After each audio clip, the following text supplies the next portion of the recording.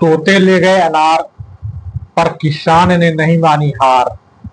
Bombay high court का वो फैसला जो बन गया किसानों का हथियार। नमस्कार, आप देख रहे हैं टीवी बुलेटिन और मैं हूं आपके प्रगति पथ का सदाबहार साथी मनोज मिश्र।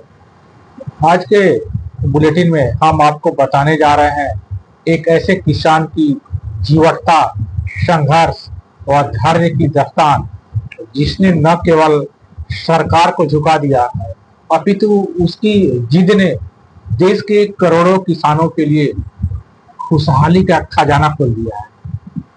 आज करोड़ों किसानों के प्रेरणा स्रोत बने 70 वर्षीय किसान महादेव टेकाटे की यह प्रेरक दास्तान सुनना आपके लिए भी काफी लाभकारी साबित हो सकता है।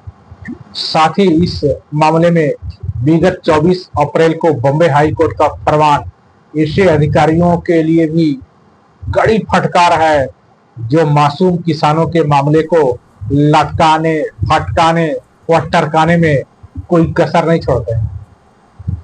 आइए सबसे पहले आपको मामले को समझाते हैं। बात वर्ष 2016 की है।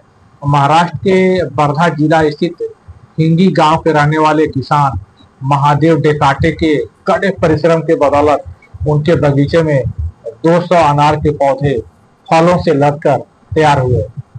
तभी नजदीक ही स्थित अभयारण्य से तोतों का झुंड अनार से लदे पौधों पर धावा बोल दिया और देखते ही देखते वे लगभग 50% फल चट कर गए।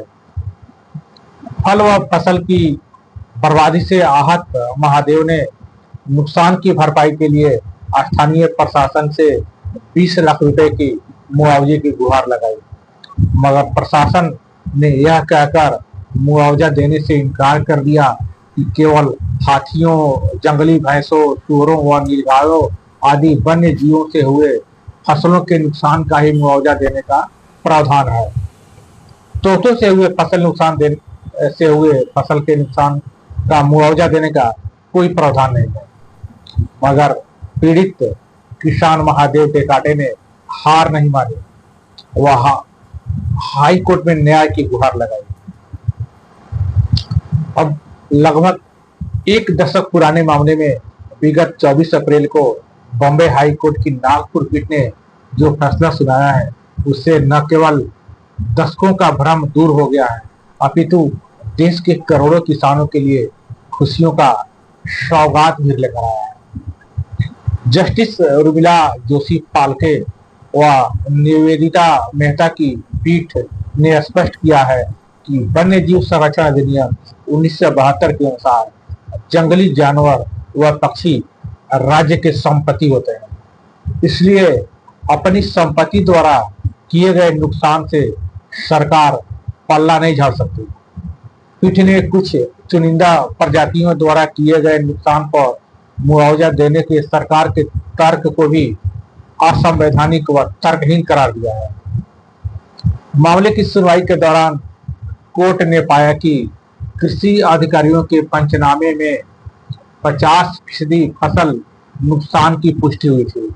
लिहाजा मौजूदा परिस्थितियों व शख्सों के मद्देनजर कोर्ट ने सरकार को निर्देश दिया कि प्रति पेड़ 200 रुपए की दर से 200 पेड़ों का मुआवजा पीड़ित किसान को तुरंत दिया जाए। देखिए, दरअसल कोर्ट का यह फैसला महज एक किसान की जीत नहीं है, बल्कि उन अनगिनत किसानों के लिए एक उम्मीद की किरण है जो अक्सर वन्य जीवों व मानव के बीच होने वाले संघर्ष में अपनी आजीविका खो देते हैं। कुदरत व कानूनी पेचीदगियों के बीच ठगा रह जाने वाले किसान के लिए यह राहत भरी खबर है। और हाँ, सरकार के लिए भी यह सख्त संदेश है कि पर्यावरण संरक्षण की कीमत केवल किसानों के पसीने से ही नहीं चुकाई जानी चाहिए। इस पूरे जीवत दास्तान में महादेव टेकाटे ने अपने अदम्य साहस व धैर्य से यह साबित कर दिया कि किसान भले ही कमजोर हो सकता है मगर उसका संवैधानिक हक कभी कमजोर नहीं होता। अब महाराष्ट्र ही नहीं अपितु कश्मीर से कन्याकुमारी तक हर किसान इस फैसले को ढाल बनाकर अपना हक हासिल कर सकता है। बहरहाल आपसे सवाल यह है कि आप भी कभी किन्हीं सरकारी अधिकारियों के लटकाने, फटकाने और टरकाने की मानसिकता के शिकार हुए हैं? क्या आपने भी कभी अपने हक की लड़ाई लड़कर जीत हासिल की है? अपनी दास्तान कमेंट बॉक्स में जरूर बताइएगा। और हाँ, इस वीडियो को अधिक से अधिक शेयर कीजिए ताकि किसान उद्यमियों के बीच इस ऐतिहासिक कानून की मुकम्मल जानकारी का प्रसार हो सके, वो आवश्यकता पड़ने पर वे इसका इस्तेमाल कर सके। फिलहाल नवीनतम कारोबारी व रोजगार परक गतिविधियों और योजनाओं से अपडेट रहने के लिए देखते रहिए हमारा यूट्यूब चैनल FPO बुलेटिन और मुझे दीजिए विदा लेने की इजाजत। नमस्ते।